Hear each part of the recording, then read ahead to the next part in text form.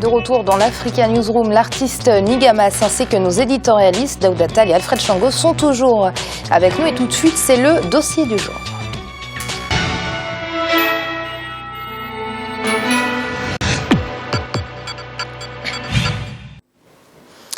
Et on continue notre semaine consacrée à la musique urbaine sur le continent africain. Et notre dossier du jour s'intéresse au Togo. Ici, la musique urbaine s'inspire autant des musiques d'aujourd'hui que des sonorités traditionnelles. Un savant mélange qui pourrait bien contribuer à la promotion de la culture togolaise à travers le monde entier. Mais faute de moyens, la musique urbaine du pays peine à se développer. Idlet Mirabel Bissou et Deo Gracias Kpodo. La musique urbaine au Togo est sous le prisme de la tradition et de la modernité. Depuis plus de 10 ans, le Togo fait danser la jeunesse africaine à travers le duo Toufan. Appréciés dans leur pays natal, leur musique a traversé les frontières avec une identité culturelle restée intacte. Arrivés sur la scène musicale en 2005, les Toufan ont conquis l'Afrique, l'Europe, l'Amérique et l'Asie. Après le débat sur l'identité nationale de la musique togolaise, la tendance chez les artistes est le métissage des sonorités. Des percussions africaines en passant par le piano et la guitare, la musique urbaine très à la mode a un écho favorable sur le continent. Dans le domaine du tradi moderne, des artistes comme Stan Lux, lauréat du Kora Awards en 2012 et nominé pour l'édition 2016 en Namibie, sont aujourd'hui des références. Quel est l'apport de la coloration traditionnelle dans la musique urbaine au Togo? Comment cette musique contribue-t-elle à la promotion de la culture togolaise? En Afrique, les musiques urbaines telles que le dombolo, le makossa ou encore le coupé-décalé ont conquis les discothèques. Aujourd'hui, les artistes choisissent de plus en plus de revisiter le répertoire des traditions ancestrales pour partager leurs identités. Beaucoup d'artistes commencent à avoir beaucoup de succès. Quand je vous donne un nom comme les Toufan, eh bien, ils ont beaucoup de succès dans la sous-région ouest africaine. Maintenant, eux, ils sont dans le créneau des musiques urbaines et musique togolaise, urbaine, dancehall, boîte de nuit, urbaine. Maintenant, ceux qui font dans la world music sont plus sollicités à l'international dans le créneau des festivals. À l'origine, la world music désigne dans le monde anglo-saxon des musiques du monde d'inspiration ethnique, traditionnelle et folklorique. Dans l'espace francophone, cette expression est plutôt réservée aux seules musiques actuelles, autrefois qualifiées d'ethno-jazz, de crossover ou de world fusion.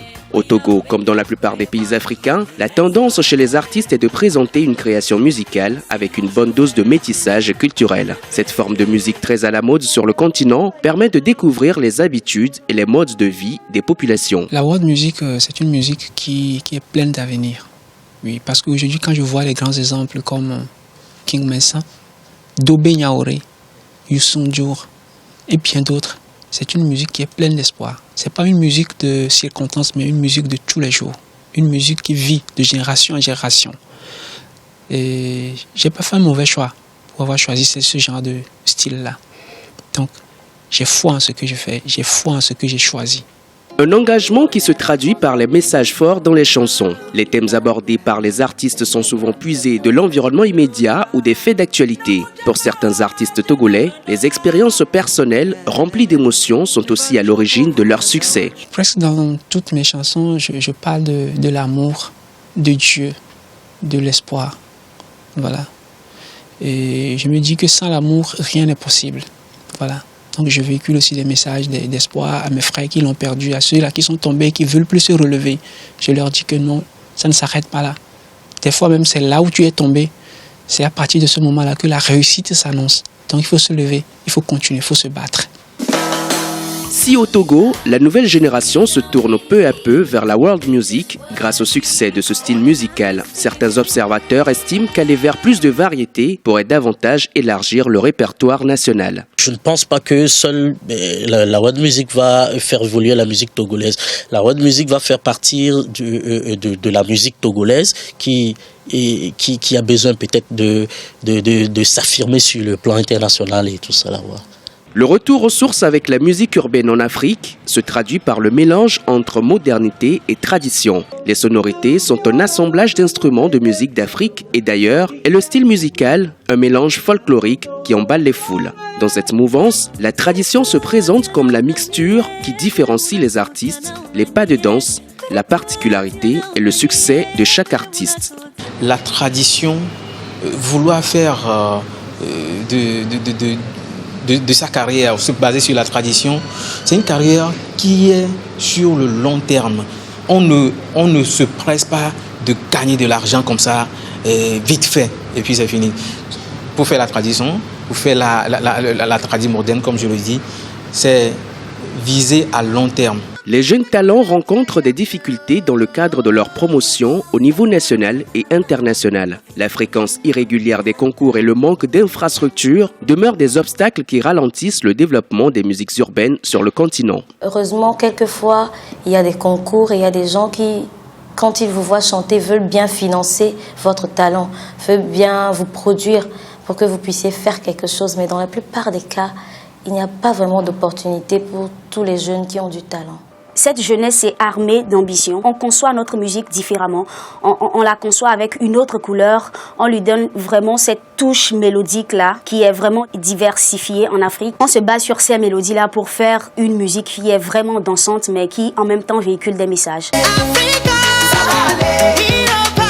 La musique urbaine togolaise a pris son envol, à l'instar de celle de la Côte d'Ivoire, du Ghana ou encore du Nigeria. La tendance des artistes est le retour à la tradition, des sonorités, au pas de danse en passant par le style vestimentaire. Le lien entre tradition et modernité dans les musiques urbaines s'exporte de plus en plus. Même si les artistes doivent encore faire face aux défis permanents de la piraterie, les studios d'enregistrement ne désemplissent pas au Togo.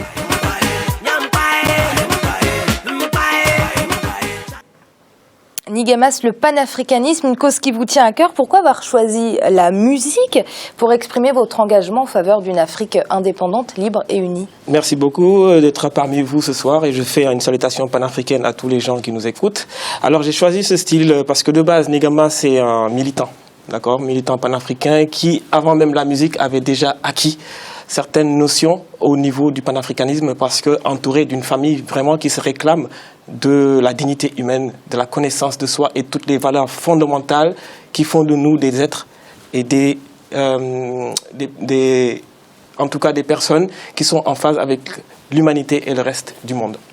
Et oui, au départ, j'avais commencé par l'écriture, donc la poésie, parce que j'étais entouré de personnes qui étaient très forts au niveau de l'écriture et au niveau de l'enseignement. Donc toute cette influence-là, avec les ouvrages de certains professeurs, comme le professeur Cheikh Anta Diop, m'ont influencé à être sur le terrain et à conserver cette casquette de panafricain et de personne qui veut réclamer la dignité humaine. Pensez-vous que la musique puisse aider à l'émancipation de l'Afrique? Ah oui, je suis persuadé parce qu'il y a certains éléments, indicateurs que nous avons déjà entamés, c'est-à-dire c'est au niveau de l'enseignement, parce que je suis quelqu'un qui veut vraiment aller puiser à la source de l'information, le divulguer en tout cas sur le terrain culturel, sur le terrain de l'art. Ça peut être au niveau des instruments, ça peut être au niveau de la parole, et puis ça peut être au niveau style vestimentaire. Alors tout ce combiné-là fait que on peut enseigner. Par exemple, la véritable histoire de l'Afrique, contrairement à ce qui est enseigné aujourd'hui sur le continent et au niveau de la diaspora, pour que les jeunes d'aujourd'hui puissent avoir une conscience qui leur permet de s'identifier à leurs coutumes et à leur culture. Daouda, chaque morceau de rap raconte une histoire de rap ou de musique urbaine plus généralement, on l'a vu au cours de ce reportage. La musique est définitivement une très bonne manière de faire passer un message et le meilleur moyen de toucher le plus de personnes. Oui, tout à fait, Amira. Je pense que c'est un vecteur très intéressant pour communiquer et pour faire le lien avec ce que vient de dire l'artiste Nigamas, c'est communiquer dans le sens du panafricanisme. Et je pense qu'il y a là un vecteur qu'il faut utiliser davantage. Et pourquoi même pas, puisqu'on est je vais être rapide, mais entre modernité et tradition, pourquoi pas se servir de cette modernité pour aujourd'hui faire passer des messages liés au développement, que ce soit à la sensibilisation, puisque pour se développer, il faut se connaître. L'identité de soi, à mon avis, c'est la matière première même du développement personnel pour ensuite imaginer le développement de sa communauté, d'une nation, etc. Et à ce niveau-là, je pense que la musique joue un rôle important.